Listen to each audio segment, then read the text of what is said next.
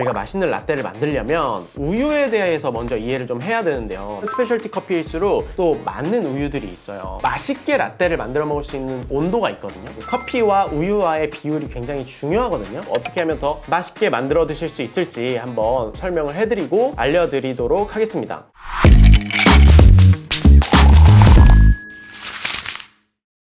네, 여러분 안녕하세요. 안스타입니다. 에스프레소라는 커피 한 가지 추출 방식을 베이스로 거기에다가 우유를 첨가한 메뉴를 카페 라떼라고 이야기를 합니다. 라떼는 전 세계에서 가장 많이 마시는 커피 음료라고 해도 과언이 아닐 정도로 진짜 많은 분들이 마시는 음료예요. 그렇기 때문에 더더욱 이 카페 라떼를 맛있게 만드는 방법은 굉장히 중요해요. 그래서 오늘 카페를 운영하시는 분들 뿐만 아니라 집에서 이 카페 라떼를 만들어 드시는 분들도 어떻게 하면 더 맛있게 만들어 드실 수 있을지 한번 설명을 해드리고 알려드리도록 하겠습니다. 그리고 오늘 영상은 우유 자조금 관리위원회의 제작 지원을 받은 영상입니다. 우유 자조금 관리위원회에 대해 간단히 설명을 드리면 국내 낙농업가들이 자율적으로 조성한 우유 자조금으로 국산 우유의 가치를 널리 알리기 위해 우유 소비 촉진 활동을 전개하는 곳이라고 이해하시면 됩니다. 그래서 오늘 영상 또한 국산 우유 위주로 촬영을 진행하려고 하고요. 일단 먼저 저희가 맛있는 라떼를 만들려면 우유에 대해서 먼저 이해를 좀 해야 되는데요. 여러분 계절에 따라서 우유의 성분이 달라지는 거 알고 계셨어요? 라떼를 만들 때 가장 중요한 성분 두 가지를 꼽으라 한다면 우유에서 단백질과 지방을 꼽을 수 있거든요. 근데 우유도 계절에 따라 지방 함유량이 바뀐다고 하더라고요. 이게 여러분들이 라떼를 드실 때 이 밀크폼의 질과 어떤 단맛의 당도 그리고 밸런스를 결정하게 하는 굉장히 중요한 성분이라고 생각을 하시면 돼요. 그러면 왜 우유의 지방 함량이 이렇게 달라지느냐? 소라는 동물의 원유를 우리가 섭취를 하는 거잖아요. 근데 소의 상태가 계절마다 달라진단 말이에요. 여름에는 덥잖아요. 그러니까 소가 에너지 소모가 많대요. 그래서 사료 섭취량이 줄어든다고 해요. 그래서 지방 함량이 일반적으로는 낮아진다고 합니다. 그리고 겨울에는 반대로 춥잖아요. 그러니까 겨울에 유축한 원유 자체는 지방 함량이 더 높대요. 그래서 우리가 이 받는 우유도 어떤 계절에 생산됐느냐에 따라서 이 지방 함량이 바뀔 수 있다는 거예요. 이 지방 함량이 왜 중요하냐면 이 라떼 품질에는 이 지방이 굉장히 중요한 역할을 해주기 때문이에요. 자, 이거를 제가 여러분이 왜 이해를 해주시면 좋냐면 이게 커피도 농산물이잖아요. 여러 가지 상황에 따라서 맛이 바뀐다는 것을 이해해야 커피를 제대로 추출할 수 있거든요. 우유도 커피와 동일하게 이렇게 계절에 따라 맛이 바뀐다는 것을 알아야 여러분들이 맛있는 라떼 한 잔을 만들 수 있겠죠. 대부분의 여러분들이 쓰시는 우유는 표준화 우유를 쓰고 계실 확률이 굉장히 높을 거예요. 그 우유는 이 우유에서 바뀔 수 있는 성분들을 가공단에서 표준화시킨 우유여서 표준화 우유다 라고 이해를 하시면 돼요. 우리가 카페에서 고객한테 커피를 내드릴 때도 사실 이 커피 맛이 바뀌지 않을 수 있도록 우리가 항상 세팅을 신경을 쓰는 거잖아요. 그래서 매 한 잔 한 잔을 우리가 되게 그 고객에게 맛있지만 동일한 커피로 제공해 드릴 수 있도록 하는 게 사실 업주 입장에서 굉장히 중요한 일이잖아요. 근데 우유 또한 마찬가지예요. 이게 퀄리티가 좋고 나쁨을 떠나서 바뀐다는 게 영업에 있어서는 사실 안 좋잖아요. 그렇기 때문에 이 표준화 우유, 지방 함량을 어떤 계절이든 동일하게 만들어 놓은 거예요. 그래서 여러분들이 사용하시는 바리스타 우유는 매 잔을 더 일관되게 고객한테 제공할 수 있도록, 혹은 내가 집에서 라떼를 먹더라도 매 잔을 일관되게 먹을 수 있도록 가공단에서 조정을 한, 맞춰놓은 우유다라고 이해를 하시면 좋아요. 그리고 두 번째는 가공 방식에 대해서도 알아두면 좋아요. 왜냐면 저희가 예전에 카페 세팅할 때도 되게 다양한 가공에 따라서 커피와의 밸런스를 테스트를 많이 해봤었거든요. 스페셜티 커피일수록 이 커피가 가지고 있는 어떤 로스팅 포인트 그리고 향미에 따라서 또 맞는 우유들이 있어요.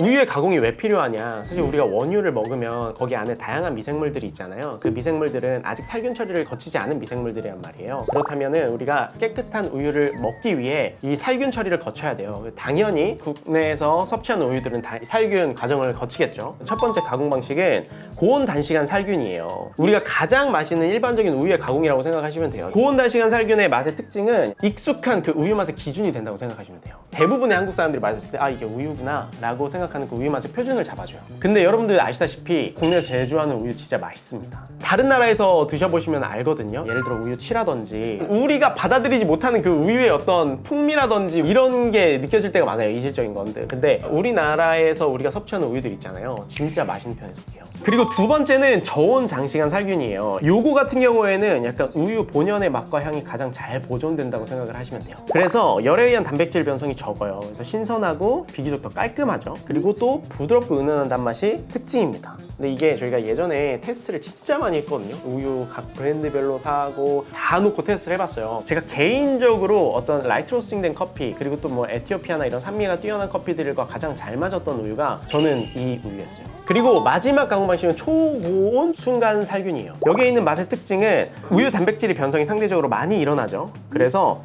특유의 고소한 맛, 단맛, 약간 캐러멜화된 맛, 이게 좀 더 많아져요. 그리고 멸균 우유 있잖아요. 우유 그 안에 있는 미생물들도 확실하게 제거해주고, 대신에 안에 있는 영양소도 일부 파괴될 수 있겠죠. 그러니까 유통기한을 장기간으로 늘릴 수 있는 대신에 이 우유가 가지고 있는 풍미나 다채로움은 조금은 줄어들 수 있다는 거예요. 이 멸균 우유는 국산 제품들도 굉장히 많아요. 좋은 제품들도 많고. 근데 이제 국산 제품과 해외 제품의 어떤 큰 차이는, 사실 해외에서 국산으로 오기까지는 이 물류 과정이 있잖아요. 그러니까 생산되고 난 후에 오래 보관할 수 있긴 하지만 뭐 오는 데까지 몇 달이 걸린단 말이에요. 근데 국산 제품들은 이 멸균이더라도 빠르게 받아볼 수 있죠. 이 국산 살균유는 우리가 콜드체인 시스템이라고 해서 생산부터 유통까지 신선함을 유지할 수 있도록 관리되고 있거든요. 그래서 아무래도 이런 콜드체인 시스템을 거쳐서 더 신선하겠죠. 더 신선하면은 라떼가 당연히 더 맛있을 수밖에 없고요. 모든 우유는 유통기한이 중요해요. 왜냐면 이 표준화된 우유도 우리가 테스트를 해보면 이 생산 날짜에 가까운 것과 유통기한까지 가까운 우유 있잖아요. 맛이 달라요. 여러분들도 차이를 느끼실 수 있을 정도로 달라요. 그래서 진짜 라떼를 디테일하게 세팅을 하고 싶다 그러면은 이 생산 날짜나 유통기한까지도 우리가 철저하게 지켜보는 것도 한 가지 방법이에요. 자, 그럼 여기까지 제가 여러분들이 맛있는 라떼를 만들기 위해, 또 고객에게 한 잔의 또 맛있는 라떼를 제공하기 위해 여러분들 알면 좋을 그런 우유에 관한 상식들을 말씀을 좀 드려봤어요. 요 다음에 좀 말씀드릴 부분은, 우리가 라떼를 만들 때 스팀이 굉장히 중요하잖아요. 왜냐면 스팀을 내야 우리가 따뜻한 라떼를 잘 제공을 할 수 있잖아, 맛있게. 우리가 커피 머신으로 만든 라떼는 뜨거운 우유만 있는 게 아니잖아요. 거품층이 있어. 이 거품층은 우리가 라떼를 마실 때 첫 모금에 되게 다양한 텍스처를 사람에게 선사해주면서 라떼를 즐기는 재미를 더해줘요. 그리고 우유를 온도를 올릴 뿐만 아니라 라떼 아트를 만들 수 있게 해요. 이 크레마층과 이 우유 거품층이 잘 섞이면서 하트 모양이나 로제타 모양이나 뭐 백조 모양이나 이런 되게 이쁜 라떼 아트들을 만들 수 있게 하죠. 사실상 우리가 사랑받는 카페라떼의 가장 큰 차이점은 이 벨벳 밀크에서 온다라고 말씀을 드려도 과언이 아니에요. 이 스팀 밀크를 잘 만들기 위해서는 우리가 두 가지 이 과정이 굉장히 중요한데, 그게 바로 주입과 혼합이에요. 카페 라떼를 만들기 위해서 스팀이라는 걸 하죠. 이 스팀은 기본적으로 커피 머신 옆에 달려있는 노즐을 통해서 하게 됩니다. 커피 머신 안에는 보일러가 있어요. 보일러는 거의 한 125도 가깝게 온도가 세팅되어 있어요. 그리고 그 보일러의 하단에는 3분의 1 정도 혹은 하프 사이즈 정도로 물이 차 있고, 빈 공간은 수증기로 가득 차 있겠죠. 그러면 그 수증기가 나오는 공간이 이 노즐을 통해서 나오는 거예요. 그래서 우리는 이 노즐을 통해서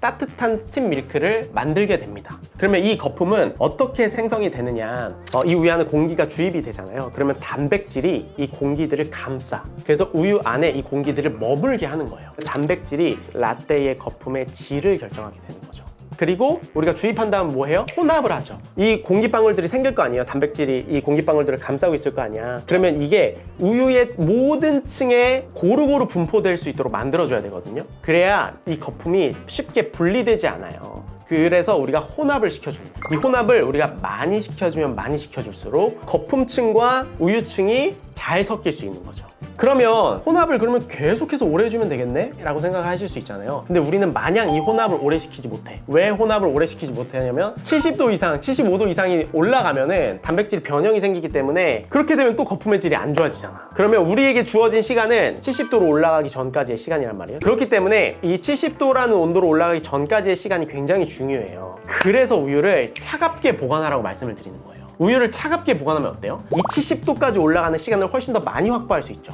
그러니까 빠르게 주입한 다음에 혼합을 적절하게 해줄 수 있는 시간을 우리가 충분히 확보할 수 있단 말이에요. 그래서 맛있는 라떼를 만들기 위해서 낮은 온도에서 보관을 하시는 거를 강력하게 추천을 드리는 거예요. 지방은 이 거품의 밀도와 부드러움을 더하는 데 기여를 해요. 그래서 이 지방이 많을수록 거품이 더 크리미해지고 더 안정적으로 생성이 돼요. 지금 요즘에 많이 이제 카페 가시면 볼 수 있는 식물성 대체 음료들 있잖아요. 식물성 대체 음료들은 일반 표준 우유보다 지방 함량이 낮아요. 근데 그게 아무래도 스팀을 치면은 따뜻한 라떼로 마실 때 그 첫 모금 질감뿐만이 아니라 거품을 유지하는데 혹은 그림의 퀄리티를 좀 떨어뜨리는 부분이 있거든요. 그게 바로 이 지방 때문이에요. 아, 그리고 제가 요번에 얀 건데 우리가 많이 대체 우유라고 표현을 하잖아. 근데 이게 잘못된 거예요. 대체 우유라고 공식적으로 표현을 하면 안 된대. 식물성 대체 음료라고 반드시 표시를 해야 된다고 하더라고요. 우유는 결국에는 이제 원유의 형태로 가공됐을 때만 우유라는 명칭을 사용할 수 있고, 식물성 대체 음료는 원유가 들어간 게 아니잖아요. 그래서 이거는 반드시 음료라는 이야기를 해야 된다고 하더라고요.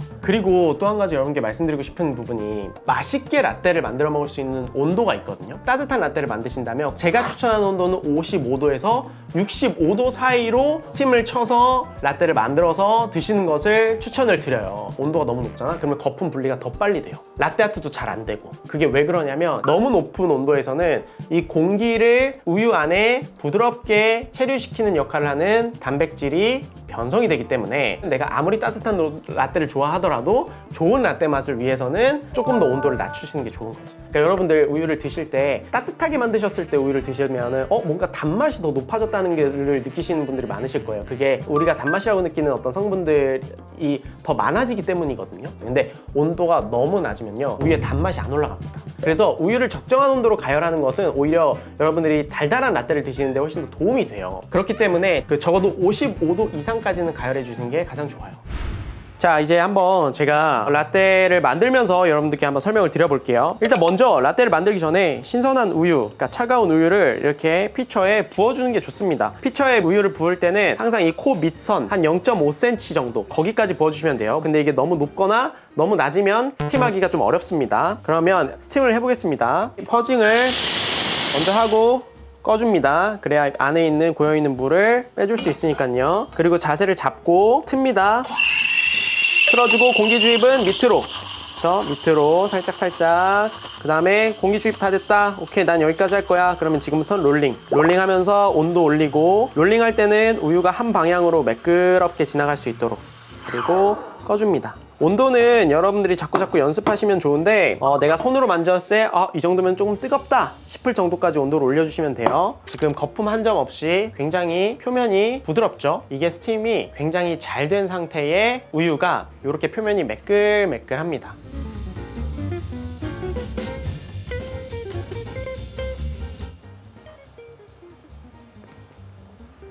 신선한 우유로 라떼를 만들면 훨씬 더 그 산도가 밝아요. 입안에 들어왔을 때 훨씬 더 생동감 있고 훨씬 더 다채로운 플레이버를 이렇게 쫙 펼쳐지죠. 단맛도 굉장히 좋게 느껴지고요. 그래서 신선한 우유를 쓰는 게 맛있는 라떼의 또 한 가지 중요한 포인트입니다.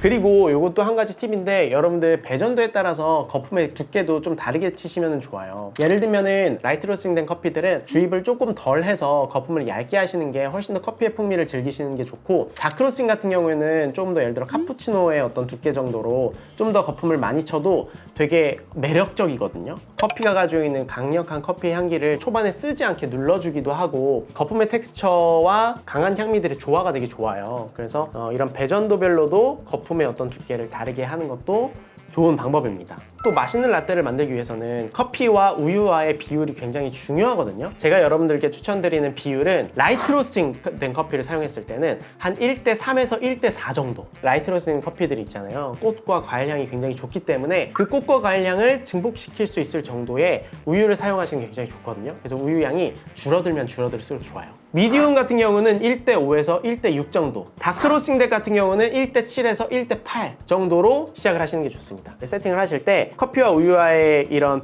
비율을 제가 배전도별로 추천해주는 이 비율을 선택하셔서 시작해보시고, 여기서 맛을 보면서 너무 밍밍해, 그러면은 비중을 조금 더 줄여보는 거죠. 그리고 나는 이게 너무 세, 그러면은 비율을 조금 더 늘려보는 거고요. 근데 여기에서 이 비율을 늘릴 뿐만 아니라 거품의 양을 조절해서도 할 수 있어요. 커피 맛이 너무 세 라고 한다면 거품 주입을 조금 더 많이 해보는 거죠. 커피 맛이 너무 약해, 그러면 거품 주입을 조금 더 덜 해보는 거예요. 이런 것도 또 한 가지의 방법이에요. 그리고 또 한 가지 꿀팁이 있거든요. 커피와 우유의 비율을 바꾸지 않더라도 첫 맛을 바꿀 수 있어. 되게 신기한 방법인데, 예를 들어 처음에 푸어링을 할 때 우리가 그 피처에 있는 우유를 잔에다가 이렇게 따라주잖아요. 그 따라줄 때 크레마를 충분히 깨주잖아요, 처음에. 그러면 커피 맛이 마일드해져요. 근데 우리가 그거를 크레마를 잘 유지하면서 부어주잖아요. 커피 맛이 좀 더 진해집니다. 그래서 매장에서 여러분들 뭐 이거를 적용하신다면은, 예를 들어 저는 라떼를 좀 더 진하게 해주세요 라고 하는데, 이미 나는 에스프레소를 추출해놨고 우유를 이미 스티밍을 다 해놨어. 그러면은 바로 할 때 크레마를 최대한 유지하면서 한번 고객한테 드려보세요. 그러면은 첫 모금 자체가 되게 커피 향이 많이 나거든요. 그래서 라떼가 진하다라고 느끼세요. 그렇기 때문에 이거는 커피와 우유와의 비율을 건들지 않고 푸어링의 어떤 기술만으로 라떼의 맛을 바꿔주는 방법이에요. 이게 굉장히 꿀팁이거든요. 한번 집이나 매장에서 테스트해 보셔도 굉장히 좋아요. 자, 오늘은 이렇게 카페 라떼를 맛있게 만들어 먹을 수 있는 방법에 대해서 여러분들께 설명을 드렸는데, 오늘 내용이 여러분들이 좀 더 맛있는 커피 한 잔을 드시는데 도움이 되셨으면 좋겠고, 요번에 그 우유 자조금 관리위원회에서 이벤트를 준비해 주셨대요. 저희가 이벤트 관련 내용은 고정 댓글로 남겨놓을게요. 당첨되신 분들한테는 카페 라떼 기프티콘을 보내드린다고 하거든요. 그래서 놓치지 마시고 응모하시면 좋을 것 같습니다. 네, 그러면 저는 여기까지 하고요. 다음에 또 유익하고 재밌는 커피에 관련된 컨텐츠로 찾아뵙도록 하겠습니다. 빠이! 제가 좀 추천해드리는 메뉴가 있는데, 여러분 라떼 만들어 드실 때 거기 연유 조금만 넣어 드시잖아요. 진짜 맛있어요. 그 스타벅스 돌체 라떼 알죠? 약간 그런 맛 나요. 라떼 만들어 드실 때 아이스는 하시든 한 10g에서 20g 정도? 난 너무 단 게 땡긴다 그러면 30g. 그래서 같이 해가지고 먹잖아요. 진짜 맛있습니다.